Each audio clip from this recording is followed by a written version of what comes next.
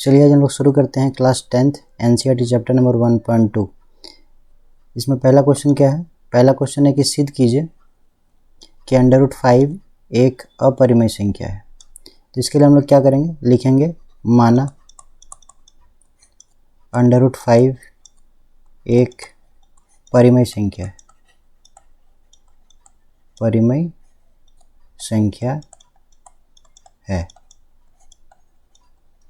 जब भी आप किसी संख्या को परिमेय मान लेते हैं तो उसको हम लोग कैसे लिखेंगे? उसको हम लोग P/Q के रूप में लिखते हैं, जहाँ पर Q कभी भी 0 के बराबर नहीं होता है, क्योंकि आप जानते हैं कि अगर नीचे 0 हो जाएगा तो परिमेय संख्या नहीं होगा।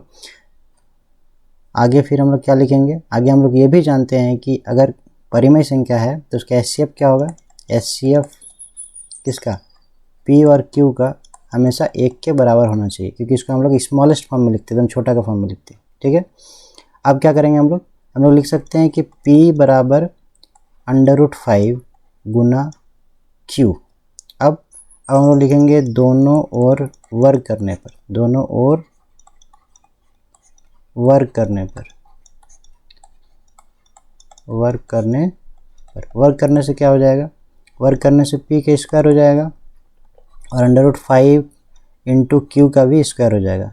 स्क्वायर करने से P का स्क्वायर P स्क्वायर ही रहेगा, लेकिन अंडर स्क्वायर से कट जाता है, इसलिए क्या होगा? 5 बाहर आ जाएगा और Q का स्क्वायर हो जाएगा। इसको हम लोग समीकरण 1 मान लेंगे। और हम लोग यहाँ देख सकते हैं कि जो P स्क्वायर है 5 से भाग जा रहा है, तो हम लोग लिखेंगे चूँकि P स्क्वायर 5 से विभाजित है,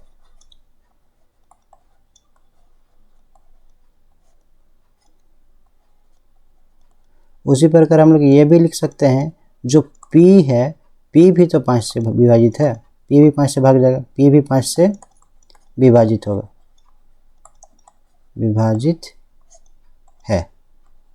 बस यहाँ तक हो गया। अब इसके आगे क्या करेंगे? हम लोग फिर से लिखेंगे। अब क्या लिखेंगे? अब लिखेंगे माना P बराबर 5 R की जगह आपको दूसरा अल्फ़ाबेट भी मान सकते, कोई दिक्कत नहीं है। तो हम लोग क्या करेंगे? अब दोनों ओर फिर से वर्ग करेंगे, दोनों ओर वर्ग करने पर, वर्ग करने से क्या हो जाएगा? P का स्क्वायर हो जाएगा और 5 गुना R का भी स्क्वायर हो जाएगा। गुना करने से क्या हो जाएगा? P स्क्वायर 5 का स्क्वायर 25, R का स्क्वायर R। अब यहाँ पे हम लोग क्या देख रहे हैं कि P स्क्वायर बराबर 25 R स्क्वायर आया है। इसको हम लोग समीकरण 2 मान लेते हैं। और हम लोग देख क्या रहे हैं? देख रहे हैं कि पहले भी हम लोग को P स्क्वायर का मान आया है। क्या आया है? P स्क्वायर बराबर 5Q का स्क्वायर। तो हम लोग क्या करेंगे? अब हम लोग लिखेंगे यहाँ पर क्या कि समीकरण 1 का मान रखने पर, समीकरण 1 का मान हम लोग यहाँ रख देंगे। क्या है समीकरण 1 का मान?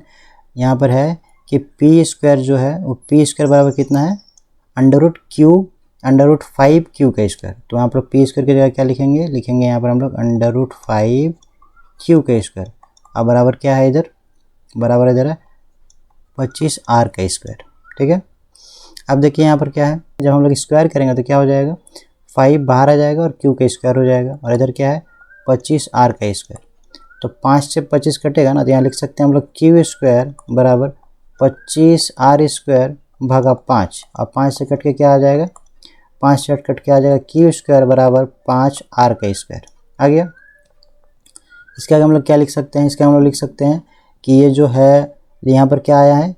Q स्क्वायर बराबर 5R का स्क्वायर। तो 5 से Q स्क्वायर विभाजित होता है और Q भी तो 5 से विभाजित होता है। तो सेम जिस तरह से हमने यहाँ पर लिखा है, क्या लिखा है कि P स्क्वायर 5 से विभाजित होता है, उस तरह हम लोग लिखे हैं कि P भी 5 से विभाजित होता है। सेम हम लोग वहाँ पर भी लिखेंगे Q के लिए। तो क्या लिखेंगे यहाँ पर? चूँकि Q स्क्वायर 5 से विभाजित होगा, इसलिए Q भी 5 से विभाजित है। समीकरण देख के तो हम लोग ये लिख सकते हैं।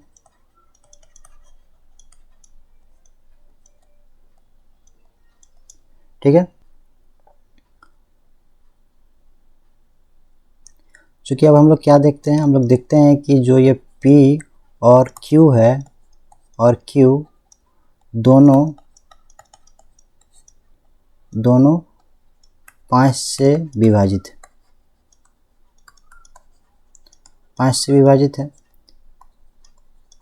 अर्थात क्या है, अर्थात जो P और Q का HCF है वो 1 के बराबर अब तो है नहीं, इसलिए हम लोग क्या माने थे कि P और Q का HCF कितना 1 है, और हम लोग माने थे कि √5 एक परिमेय संख्या है। तो परिमेय संख्या होने के कारण क्या था कि P और Q के बटा के रूप में हम लोग लिख सकते हैं, जहाँ P और Q का HCF कितना था 1 आता है। लेकिन हम लोग देख रहे हैं इस समीकरण में कि P और Q दोनों 5 से विभाजित है, इसलिए P और Q का HCF 1 के बराबर नहीं है। तो हम लोग क्या बोलेंगे, हम लोग लिख सकते हैं यहाँ पर, अतः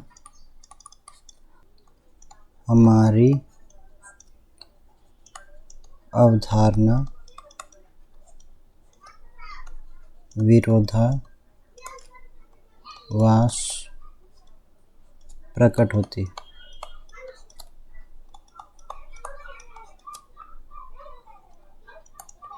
इसलिए √5 एक अपरिमेय संख्या है।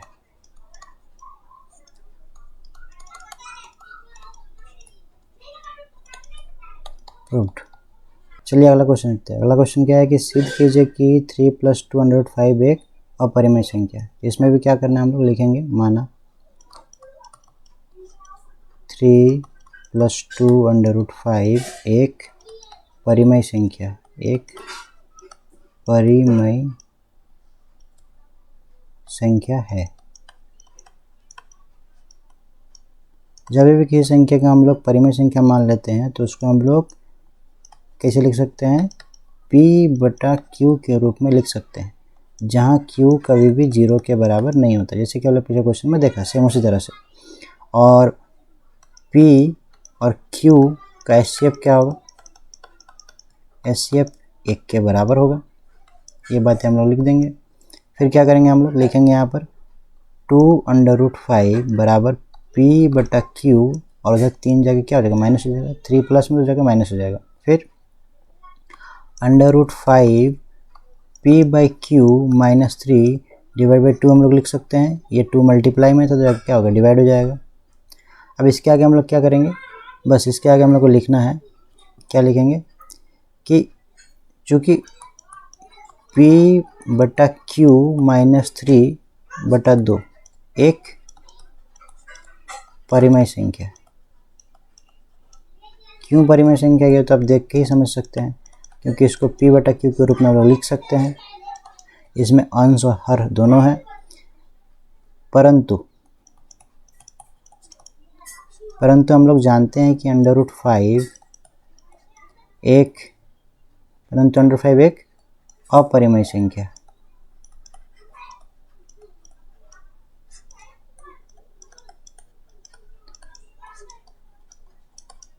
इसलिए √5 नॉट इक्वल्स टू P/Q -3/2 होगा। अतः हमारी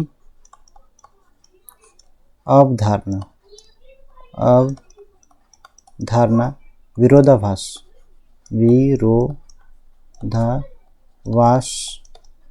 प्रकट होती।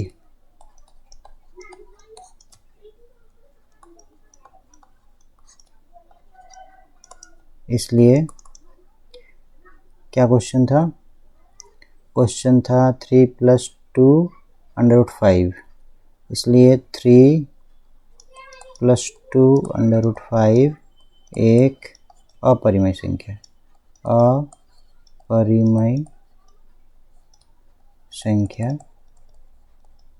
है।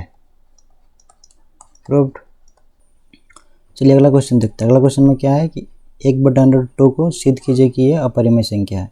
तो जब भी अपरिमेय संख्या सिद्ध करने के लिए आता है तो क्या करेंगे, हम लोग पहले मानेंगे कि माना ये 1/√2 एक परिमेय संख्या। तो लिखेंगे माना 1/2 एक परिमेय संख्या है। अगर कोई परिमेय संख्या है 1/2, जैसे हम लोग मान लिए कि परिमेय संख्या है, तो इसको हम लोग P/Q के रूप में लिख सकते हैं। जहाँ पे q कभी भी 0 के बराबर नहीं होगा और इन दोनों का HCF किसका p और q का कितना होगा 1 के बराबर होगा। ये दोनों बात आपको लिखना है। अब हम लोग देख सकते हैं कि 1/√2 है और ये क्या p/q है, तो हम लोग क्या करेंगे उत्क्रमण कर देंगे। उत्क्रमण से क्या हो जाएगा, दोनों उल्टा हो जाएगा ऊपर नीचे, यहाँ q/p हो जाएगा और ये क्या हो जाएगा √2/1 हो जाएगा। ठीक है, अब जैसे हम लोग इसमें करते हैं √2/1 बराबर p/q, तो हम लोग लिखेंगे यहाँ पर चूँकि q/p एक क्या है, एक परिमेय संख्या है।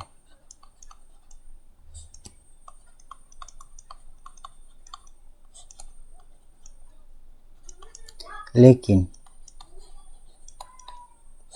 हम क्या जानते हैं, हम जानते हैं कि √2 एक अपरिमेय संख्या है, अपरिमेय संख्या है।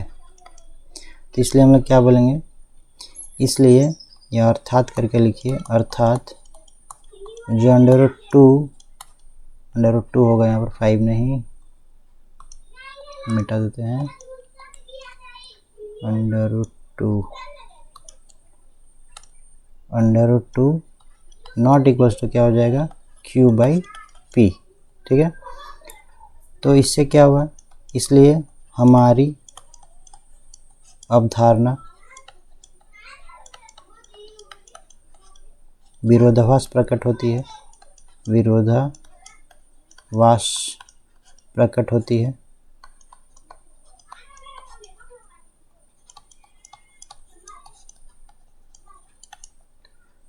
अतः 1/√2 एक अपरिमेय संख्या है।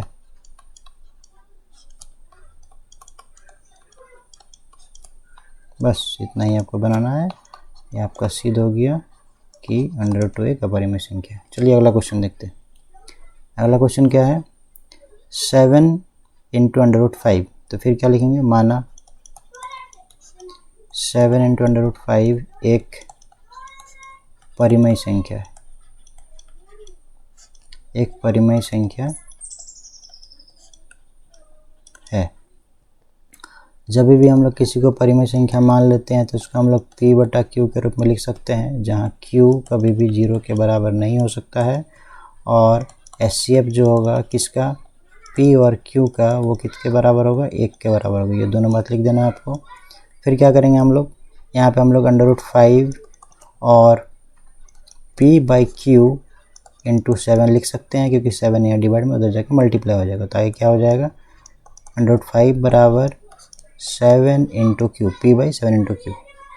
ठीक है, इसमें फिर हम लोग वही लिखेंगे, क्या लिखेंगे, चूँकि p/7 × q एक परिमेय संख्या है, परिमेय संख्या है, जबकि हम जानते हैं, क्या जानते हैं, हम जानते हैं कि √5 एक अपरिमेय संख्या, अपरिमेय संख्या है। अर्थात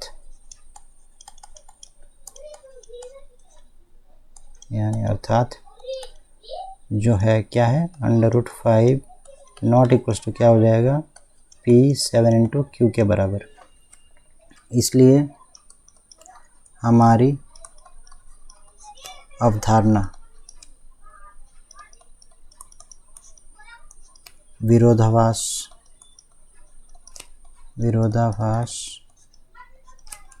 प्रकट होती है।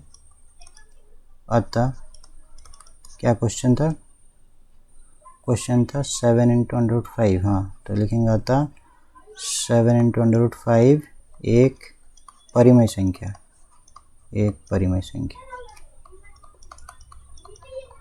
बस इतना ही आपको लिखना है, आपका आंसर हो गया। चलिए नेक्स्ट क्वेश्चन, शायद ये लास्ट क्वेश्चन है, 3 का 3 तीन ही क्वेश्चन था। क्या क्वेश्चन है, 6 प्लस अंडर रूट 2, इसको भी सिद्ध करना है कि ये एक अपरिमेय संख्या है। जब भी सिद्ध करना है मान लेना है, माना 6 प्लस 2 अंडर रूट, ठीक है, एक परिमेय संख्या है।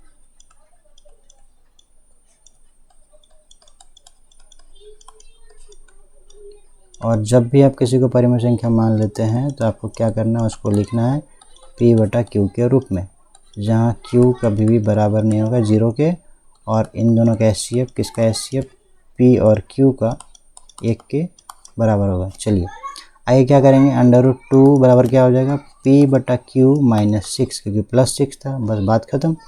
क्या लिखेंगे, चूँकि p बटा q माइनस 6 एक क्या है, एक परिमेय संख्या है, एक परिमेय संख्या है। आगे लिखते हैं, हटेगा नहीं, लेकिन हम जानते हैं कि अंडर रूट 2 एक अपरिमेय संख्या है, अपरिमेय संख्या है। तो अगर यह अपरिमेय संख्या है, इसका मतलब अर्थात हम लोग क्या लिख सकते हैं, अर्थात लिख सकते हैं कि under root 2 not equals to क्या आया था, p बाई क्यू माइनस 6। अच्छा, p बटा क्यू माइनस 6 बराबर नहीं होगा।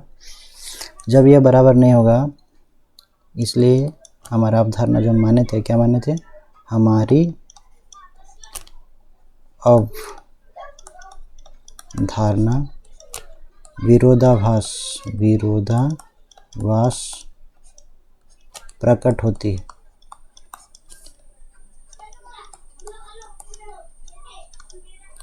अतः क्वेश्चन क्या था, ये भी भूल जा रहे। क्वेश्चन था 6 प्लस अंडर रूट 2 एक अपरिमेय संख्या है। तो क्या अवधारणा माने थे हम लोग, माने थे कि 6 प्लस अंडर रूट 2 एक परिमेय संख्या है। तो हमारा अवधारणा क्या, विरोधाभास प्रकट हो गई, जिस कारण से फिर से ये क्या हो गई, एक अपरिमेय संख्या हो गई, प्रूव हो गया। बस इतना ही लिखना है आपको, आपका आंसर खत्म। उम्मीद है कि आप लोगों को सारा क्वेश्चन समझ में आया होगा। इसमें सारा क्वेश्चन का पैटर्न आपको याद रखना पड़ेगा, और एग्जाम में जाके सेम टू सेम इसी तरह से बना देना है, आपको नंबर मिल जाएगा। जैक बोर्ड में नॉर्मली 3 नंबर का क्वेश्चन आता है। चलिए अगला वीडियो में मिलेंगे। Thank you.